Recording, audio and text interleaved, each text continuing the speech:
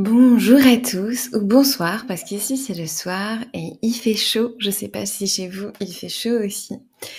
Et bienvenue dans le French Ciné Club, le podcast de Club Français, dans lequel on décrypte des films et des séries françaises pour t'aider à apprendre le français.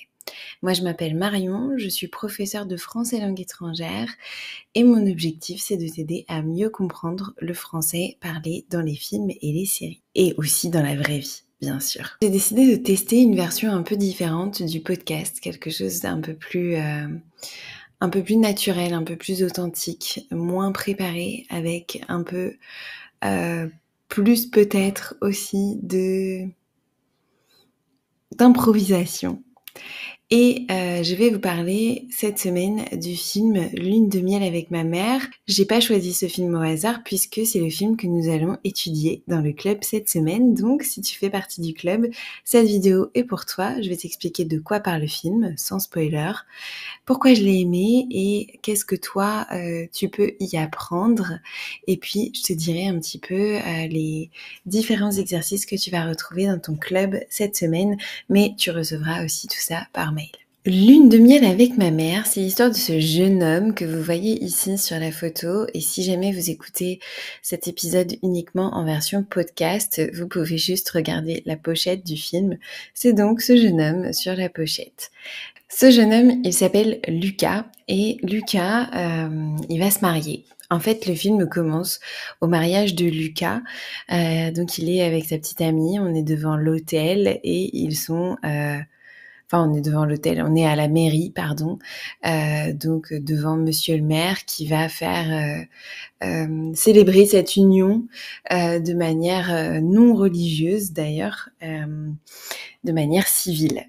Et donc Lucas dit oui au moment où le maire lui demande s'il veut prendre pour épouse la jeune femme qui est à côté de lui. Je crois qu'elle s'appelle Élodie. Et au moment où il demande à Élodie, il y a plein de téléphones portables qui commencent à sonner dans la pièce. Et en fait, c'est l'ex d'Élodie qui essaye absolument de la joindre pour lui dire à quel point elle regrette, à quel point il l'aime, etc. Et elle finit par céder aux avances de son ex et partir avec lui et planter Lucas devant le maire et devant toute la salle. Bon, Lucas, c'est un garçon, on comprend, assez fragile, assez sensible. Il a un peu du mal à se remettre de cette rupture et il a des parents très protecteurs, aimants, qui sont toujours là pour l'aider, toujours là pour faire des choses pour lui. Et du coup, il commence à se renfermer un peu sur lui-même suite à cette rupture. Il est un peu triste et tout. Puis ses parents arrivent chez lui pour justement essayer de voir comment il va et tout ça. Et là, sa mère découvre la brochure publicitaire d'une lune de miel qu'il avait déjà achetée, pré-réservée pour aller avec sa future femme en lune de miel. Et elle lui dit ironiquement, bah sinon tu pars avec moi. Donc il aime pas du tout cette idée, hein. Du coup, elle lui dit, bah je vais téléphoner à l'agence pour annuler parce que on va arrêter un petit peu de se faire marcher sur les pieds. Je vais gérer ça. Finalement, elle n'arrive pas à annuler. Et puis Lucas lui propose donc de partir avec lui en lune de miel. Et arrivé sur place, sa mère commence à faire comme si ils étaient vraiment en couple et ça va leur attirer un peu les faveurs du personnel puisqu'ils sont un couple avec des âges différents. Et puis Lucas, les deux vont beaucoup grandir, apprendre beaucoup de choses sur eux-mêmes, les uns sur les autres, etc. Ce film, évidemment, vous le voyez directement par les images qui sont ici et aussi par le scénario de départ, que c'est une comédie. C'est une comédie française. Je crois que c'est adapté d'ailleurs d'une comédie espagnole. Et ça marche assez bien, c'est plutôt drôle. Moi, qu'est-ce que j'ai aimé dans ce film? J'ai aimé les acteurs. Franchement, je trouve que les acteurs sont très très bons. L'humour fonctionne assez bien. Ils ont un comique entre eux qui marche très très bien. Et mention spéciale pour Rosy de Palma, une actrice d'origine espagnole qu'on voit de plus en plus à la télévision française et aussi dans le cinéma français. Et franchement, elle joue extraordinairement bien, elle apporte beaucoup d'humour à ce film. Le décor aussi est génial, bien sûr, on est à l'île Maurice, donc c'est magnifique. C'est reposant, c'est un bon film pour se déconnecter les neurones. Et puis l'humour, le message est sympa. Moi, je trouve que ça marche assez bien et le message final est plutôt pas mal en fait. Donc ça fonctionne bien. Ce que j'ai moins aimé, c'est bien sûr le côté production très Netflix, c'est tout beau, tout propre. Enfin voilà, tous les films un peu se ressemblent. Mais en vrai, bon, on s'attend complètement à ça quand on regarde ce film. C'est dommage qu'il soit pas sorti au cinéma, ça aurait pu être une comédie en fait assez cinématographique. J'aime pas trop non plus le couple un peu toxique qui est là dans cette lune. En fait, dans ce resort un peu spécialisé dans les lunes de miel, il y a un autre couple qui arrive en même temps qu'eux et ils sont hyper compétitifs, enfin très très malaisants même, un petit peu bizarre. Et puis le plot de départ, je trouve que le couple de départ fonctionne assez mal en fait. La mariée, je sais pas, j'ai pas trouvé ça hyper réaliste. Peut-être parce que je savais déjà ce qu'il y avait derrière et du coup le début m'intéressait moins. Mais j'ai pas trouvé ça hyper réaliste le début. Mais bon, c'est pas choquant ou quoi. Après, ça marche assez bien et il y a des passages vraiment assez comiques. Ce film, finalement, même pour être une comédie, il pose quand même pas mal de questions et ça, je trouve ça intéressant. Il y a notamment, bien sûr, la question de l'influence du modèle parental sur nos relations amoureuses, à quel point nos parents en tout cas la relation de nos parents ou la relation de nos adultes référents vont influencer l'image qu'on se fait du couple, le couple qu'on a envie d'avoir. Et c'est assez bien d'ailleurs montré dans ce film. Donc je trouve que c'était une réflexion intéressante. Bon, bien sûr, ici on a la vision des parents sur leur couple, de l'enfant sur le couple de ses parents, et du coup de l'enfant aussi sur son couple, et ça marche assez bien. Il y a une scène assez rigolote dans laquelle le jeune homme, sans vous spoiler, et sa mère font une sorte de concours sur qui connaît le mieux qui. Évidemment, c'est la mère qui connaît le mieux son enfant. C'est assez révélateur, je pense, et ça fait se poser quelques questions sur à quel point on connaît vraiment ses parents. Est-ce qu'il n'y a pas des questions qu'on aurait envie de leur poser, des choses qu'on aurait envie de savoir sur eux, et auxquelles on n'a pas forcément pensé tellement on prend ces relations pour acquis, par exemple, en tout cas dans ce genre de relation.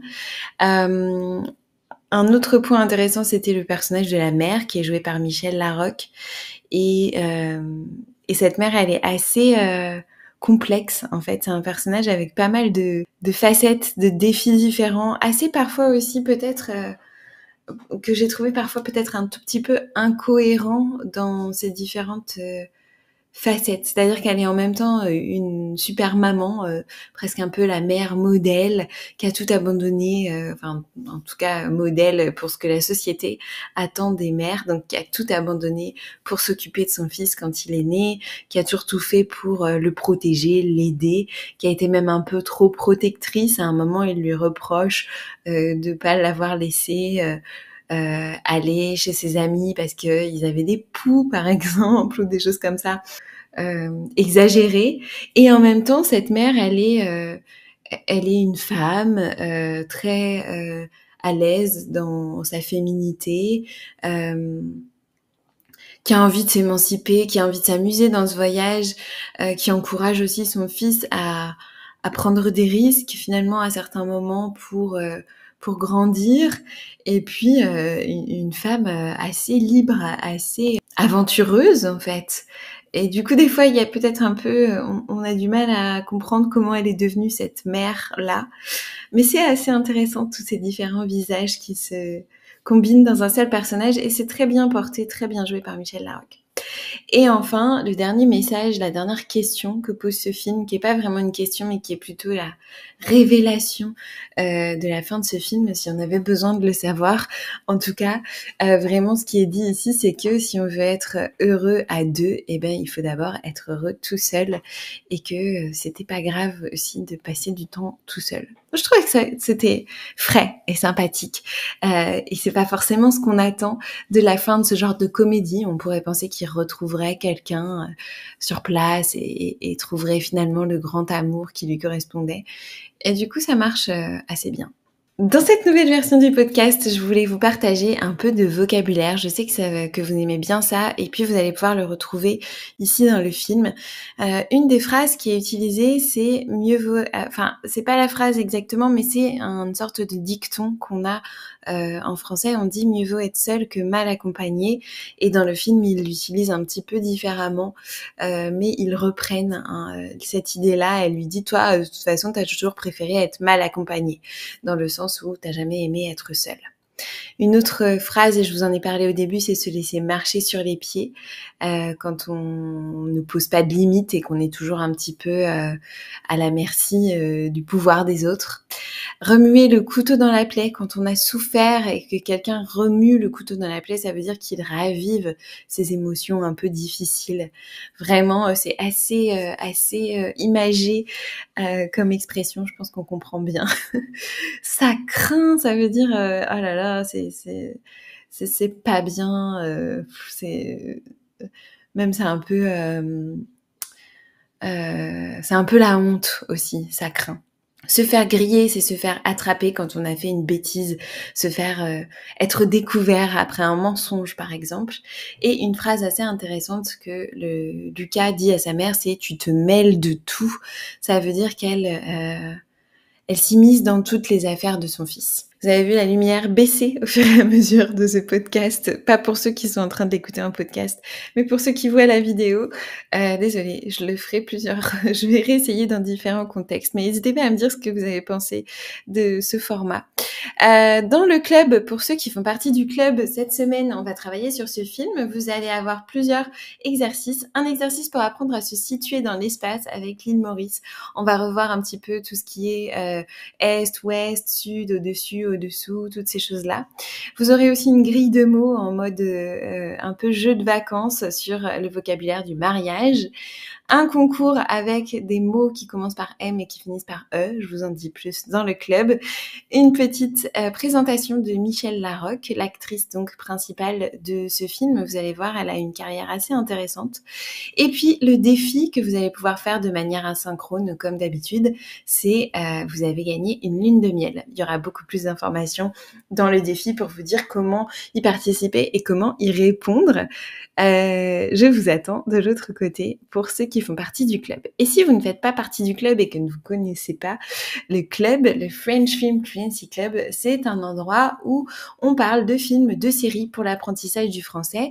Et toutes les semaines, vous recevez un nouveau film et des nouveaux contenus pour travailler en autonomie sur ce film. Donc je vous envoie les contenus, vous pouvez les faire quand vous avez le temps. Et on a aussi chaque semaine un événement en live, en ligne, avec tous les membres pour pratiquer le français, pour faire des jeux, des Q&A, du shadowing, etc. L'idée, c'est vraiment de vous mettre en action. Il y a aussi un classement dans ce club pour pouvoir rester motivé, mais vous verrez tout ça sur la page d'explication du club. Et si jamais vous voulez tester la méthode Clap Français, vous savez pas trop comment ça marche d'apprendre avec des films et des séries, comment ça peut fonctionner, vous pouvez tester le club pour seulement 17 €. C'est pas exactement le club, c'est une version test du club dans lequel je vous ai regroupé différents contenus qu'il y a déjà eu dans le club dans les versions précédentes pour que vous puissiez tester, voir comment ça fonctionne et comprendre la méthode directement en action. Moi, j'aime bien faire les choses plutôt que qu'on m'explique les choses. Voilà, j'espère que ce nouveau format vous a plu. C'est un peu plus long, c'est un peu moins écrit.